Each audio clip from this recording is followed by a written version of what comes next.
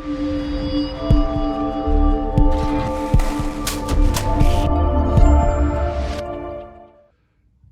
Mark Fitzsimons and I'm a Professor of Environmental Chemistry at the University of Plymouth. I've been working here almost 19 years. Well, I studied chemistry with Oceanography at the University of Liverpool. That was because I wanted to continue chemistry. It's a subject that I liked at school.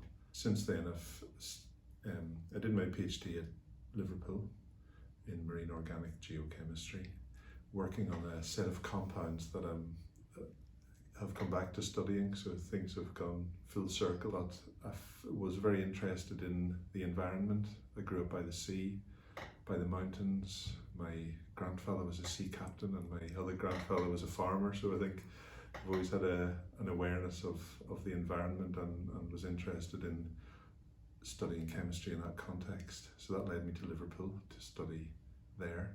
In terms of the appreciation of those compounds within the marine science community.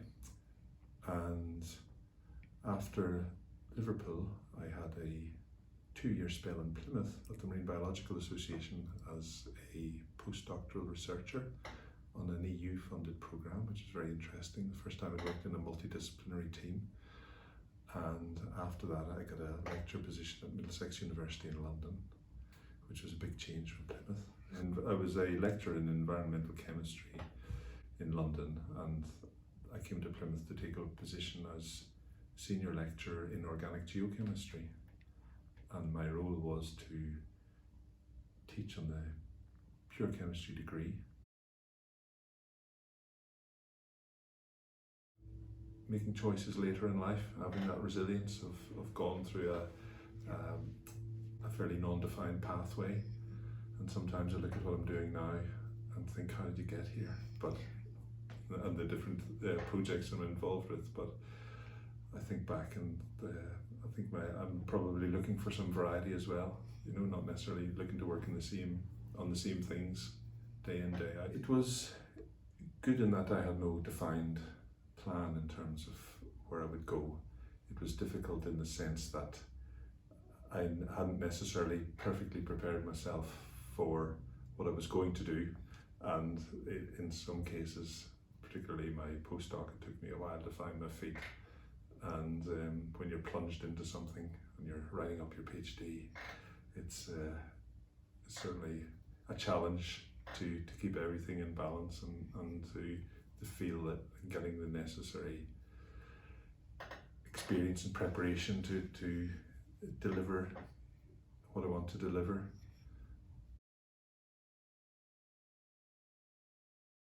Well, I'm a Professor of Environmental Chemistry, so that's a senior role within the school, also the university, and as such I'm expected to take on roles that would be appropriate for that status.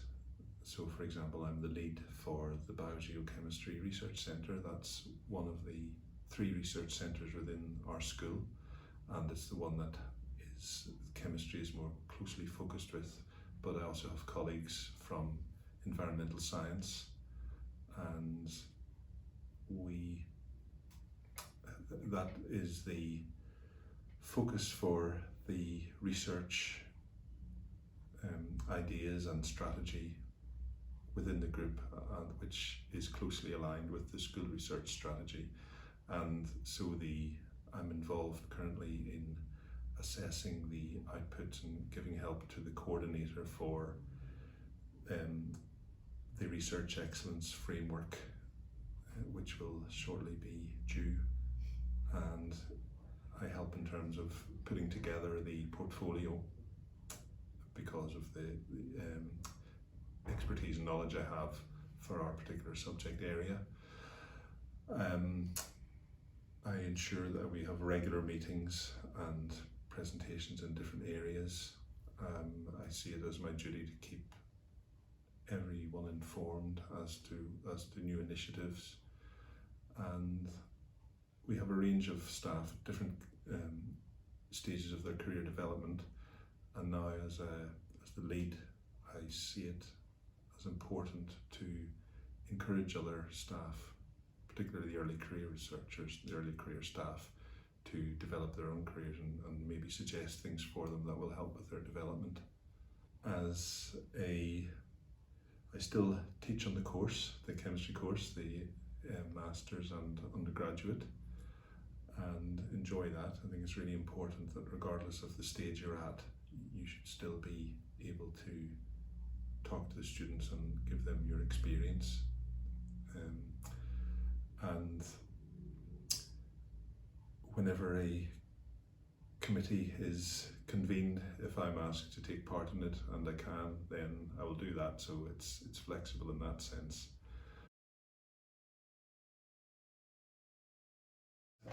I've always been interested in nitrogen. That was one of the things that I worked on while I was doing my first degree at Liverpool. I worked on a group of compounds called methylamines. Most people will be familiar with trimethylamine. It's the smell of rotting fish.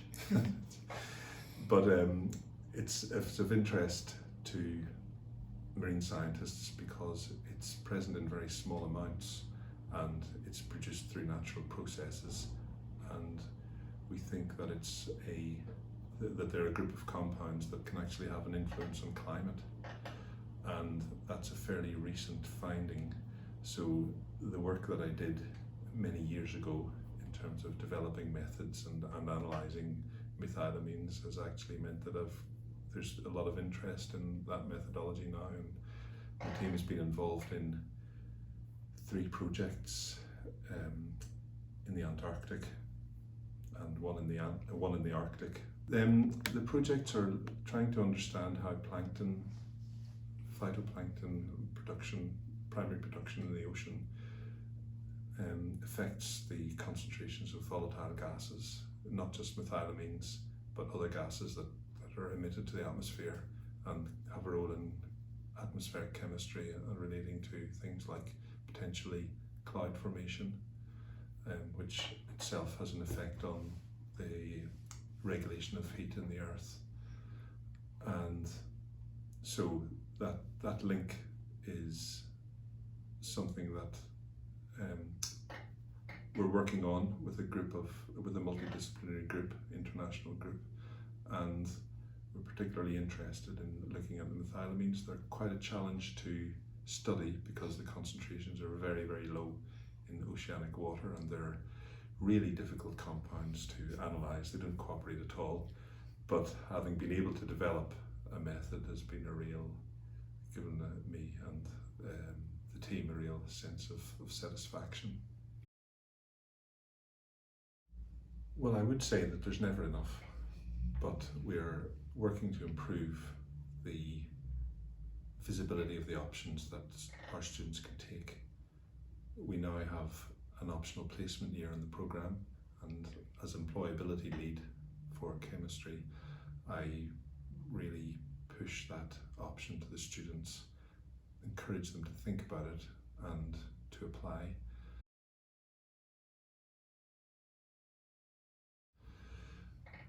I would say work hard, but make sure that you get a good balance in your life. That's really important. I can remember that as a student. And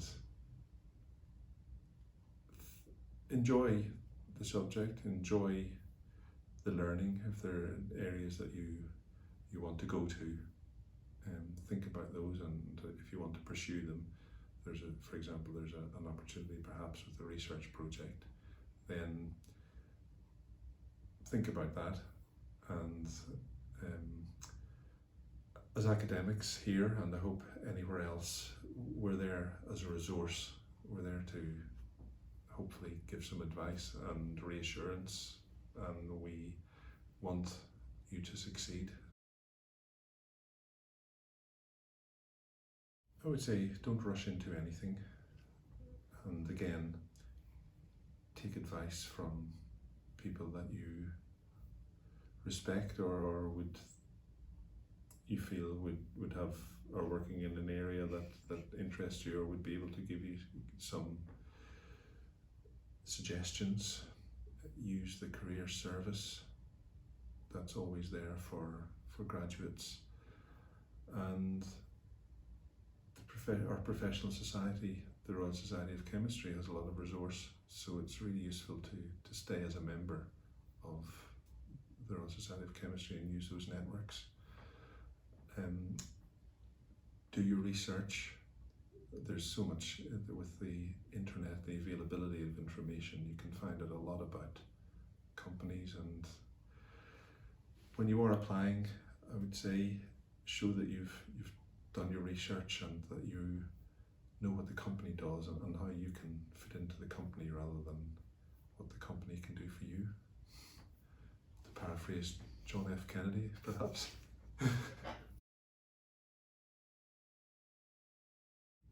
Keep a portfolio of all your skills, all the things that you've done. It's something that I really encourage our students to do, because we forget all the things that we've done. We're very good at thinking about the experience we don't have, or the things that we can't do.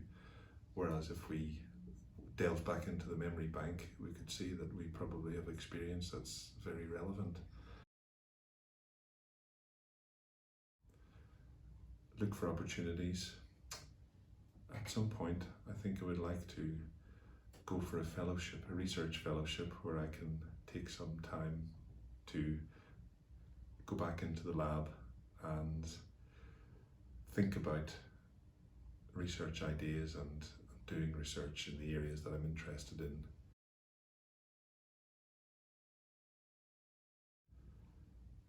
Things can change quite quickly, and a defined career, as it would have been previously, is less of an option previously. And look at the horizon and see what's out there. It might be scary, feel scary, but I think you regret what you haven't done rather than more than what you have done. Even as an experienced academic, I still get palpitations when I'm about to present, and I don't see that as I see that as a positive, in that I care about what I'm doing and want to give a good performance each time. Sometimes I feel it's gone better than others, but that's life. And I would say look for opportunities, and rather than write yourself off for an opportunity, think of all the reasons why it's you